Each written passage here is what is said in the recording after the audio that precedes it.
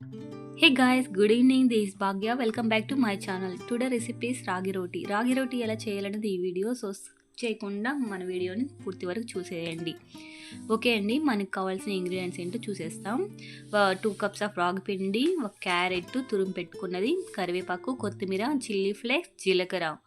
So ముందుగా ఒక bowl తీసుకొని 2 కప్స్ ఆఫ్ రాగి పిండి వేసి అందులోకి ఆనియన్స్, మన తురుము పెట్టుకున్న క్యారెట్, కరివేపాకు, కొత్తిమీర, చిల్లీ ఫ్లేక్స్, జీలకర్ర ఇవన్నీ తీసుకొని మనం రాగి పిండి ఆనియన్స్ వేసాం కదా, సో అందులోకి వేసుకోవాలి.